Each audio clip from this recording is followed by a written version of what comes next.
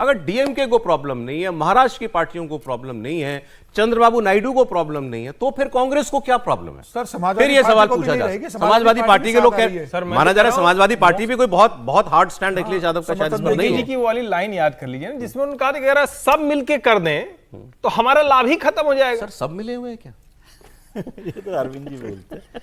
देखिए, जो अभी अमित शाह जी के लिए सुप्रिया जी की प्रेस कॉन्फ्रेंस थी, अमित शाह जी के लिए सुप्रिया जी की प्रेस कॉन्फ्रेंस, हाँ, जो परिसीमन बिल पर, जी, वाह। तो उससे ये साफ है कि पूरा, मैं अभी 20 तारीख की बात कर रहा हूँ, आज मैं सुबह स्टडी कर रहा था, यदि आप 20 तारीख, आपको एक इंटरेस्टिंग ग्राफ बनाना चाहिए कि संसद में लोकसभा की पूरी तस्वीर बदल जाएगी 20 तारीख को। कैसे? सिटिंग अरेंजमेंट जो विपक्ष का है ना, बदल जाएगा, पूरा का पूरा बदल रहा है। जिन लोगों को राहुल जी के साथ आप देख रहे थे पिछले दिनों, उनमें से ज्यादातर लोग इधर बैठ गए।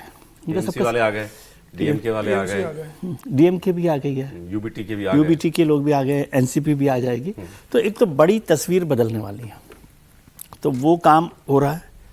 दूसरा, डिलिमिटेशन पर तो जब अमित शाह जी ने पहले कहा था कि भाई 50% वाला, तो मुझे लगता है मतलब उसमें तो किसी का भी विरोध नहीं हो सकता, क्योंकि उससे जो आपका परसेंटेज ऑफ सीट्स है वो बदल नहीं रहा। जो साउथ की पार्टीज हैं उनकी दिक्कत ये थी कि आपका नंबर बढ़ जाएगा उत्तर भारत में, नॉर्थ में, दक्षिण भारत के मुकाबले में, तो वो नंबर नहीं बदल रहा। परसेंटेज जो सीट्स का है वो 50% बढ़ाकर आपने ये कर दिया है। ये अलग बात है कि वो 50% को यदि रैशनल तरीके से, मैथमेटिक्स के तरीके से देखें तो थोड़ा सा फर्क पड़ जाएगा, उत्तर भारत की सीटें बढ़ जाएगी, लेकिन कुल मिलाकर उसमें बहुत बड़ा विरोध मुझे नहीं दिखाई देता। और ज़्यादातर पार्टी, समाजवादी पार्टी भी मुझे लगता है कि वो यहाँ पर खड़ी दिखाई थी, खुशी होगी परिसीमन बिल पर। समाजवादी पार्टी के बारे में ये बताते हैं कि उनके इंडिविजुअल सांसदों की अगर बात करें तो उनका कोई ऐसा वो नहीं है बीजेपी से दुराव, लेकिन हाँ वह पार्टी के बन जाएंगे, पार्टी की नीति, हाँ, पार्टी की नीति पर क्या फैसला करते हैं वो अखिलेश यादव जी और राहुल गांधी मिलकर, तब अलग बात हो सकती है। बाकी कोई अब इस बिल को लेकर कोई बहुत बड़ी परेशानी नहीं है, और जब ये डिलिमिटेशन हो जाएगा तो ह्यूमन रिजर्वेशन बिल भी वहां पर पास हो जाएगा। तो संसद की तस्वीर और भारत की पॉलिटिकल ग्राफ, 131वां जो संशोधन है उसमें भी सरकार ने बदल दिया है, मतलब जो कमेटी थी, पार्लियामेंट्री कमेटी, उसमें भी काफी डाइल्यूट कर दिया। तो इसलिए जो सरकार का एजेंडा है उस पर सर, कल 3 अहम मीटिंग हुई, प्रोफेसर साहब, कल 3 अहम मुलाकातें भी हुई हैं, एक एक करके तस्वीर दिखा रहे थे। देखिए, शरद पवार जी की पार्टी की बात तो हमने कर ली, बहुत ही इंपॉर्टेंट। कल एकनाथ शिंदे दिल्ली आए, महाराष्ट्र की डिप्टी चीफ मिनिस्टर, और वो अमित शाह से मिले। वो अपने साथ 6 वो सांसद लाए थे, तो अभी यूबीटी से टूट करके उनके साथ आए हैं। तो एक तो उनकी मुलाकात कराएगी अमित शाह से, मतलब वो भी पक्का कर लिया गया, भाई मन पक्का कर लिया गया उनका। हालांकि अब वो आ चुके हैं पार्टी में, तो प्रॉब्लम ही नहीं है। फिर उसके बाद दूसरी, उससे पहले मुलाकात हुई थी, तो रात को ही मुलाकात, दिन शाम को मुलाकात हुई थी उत्तर प्रदेश के मुख्यमंत्री योगी आदित्यनाथ, वो भी अमित शाह से आकर के मिले थे। हमें बताया गया कि वो कोई शेड्यूल्ड मीटिंग नहीं थी।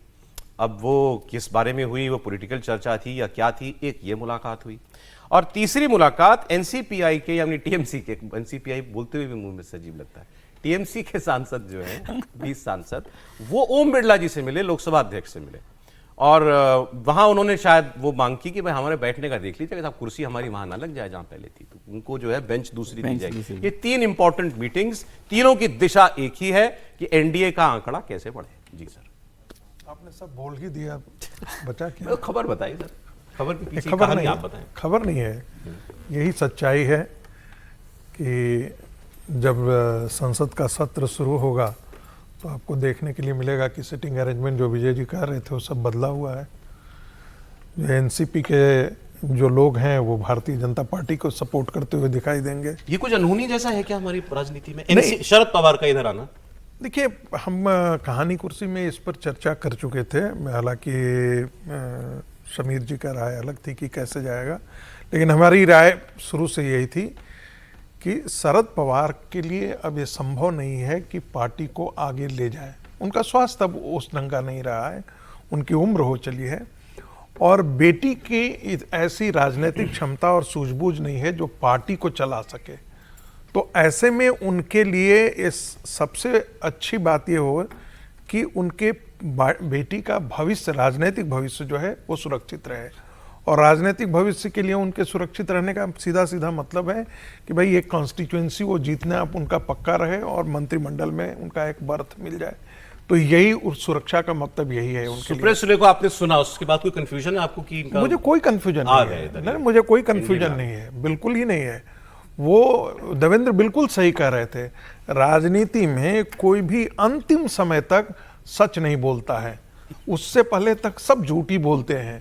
जब सच घटित हो जाता है तब उसके बाद कहते हैं कि हाँ ये तो लास्ट मिनट में ऐसा हमने तय कर लिया था। सर वो इसलिए भी होते हैं ना, there are so many slips between cup and lips. हाँ जो भी हो, मैंने, लेकिन ये इनका तो एक सुनिश्चित था, इनके पास देखिए चिदम्बरम जी ने जो नाम ले दिया डीएमके का भी, बिल्कुल डीएमके पहले ही हो गई है। देखिए विकल्प नहीं है, और डीएमके के लिए सबसे अभी बड़ी जो खतरा है वो कोई भारतीय जनता पार्टी नहीं है।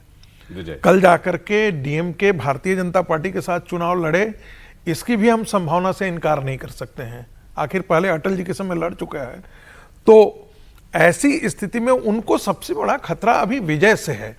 विजय को कैसे परास्त करें और या उनमें तोड़ फोड़ हो, उसमें भी कहीं ना कहीं भूमिका जो होगी, ये मदद जो होगी वो केंद्र सरकार की ही होगी, यदि ऐसा किया जाता है भविष्य में। तो इसलिए डीएमके साथ आएगा, इसमें कोई दो राय नहीं सर। आपने लेकिन आज एक बार भी ये नहीं कहा कि ये ठीक नहीं हो रहा। जो हो रहा है इसमें, जब ये सब लोग चुने हुए हैं, लेकिन मेरे को अभी एक बात याद आई कि ये एक मौका आ गया कि जब वो सेलेक्टेड प्राइम मिनिस्टर थे जवाहरलाल नेहरू, उस तरह की नेशनल गवर्नमेंट अब बनाई जा सकती है, क्योंकि अब सब लोग तो इधर ही हैं। नहीं, मैं ये नहीं समझ पा रहा हूँ कि जब सब कुछ ठीक हो रहा है, सही हो रहा है, तो क्या विजय सर उसको भी गलत कहते हैं? विजय सर ने क्यों नहीं, ये बात तो हमने ये भाई ये इस तरीके से होना ये ठीक तो नहीं है। नहीं, जब राजनेता, हाँ वो ठीक है, लेकिन जब राजनेता खुद पॉलिटिकल पार्टी अपने आप तय कर रही है, उनको अपना वो देगी। ये बड़ी बात कह दी आज। आप कह रहे हैं ये पार्टियां अपने आप टूट रही है, बीजेपी नहीं टूट रही। बीजेपी भी तोड़ रही होगी, लेकिन फैसला तो वो कर रहे हैं ना खुद मिला के। कोई ऐसा थोड़ी दोनों मिलकर करते हैं ना काम।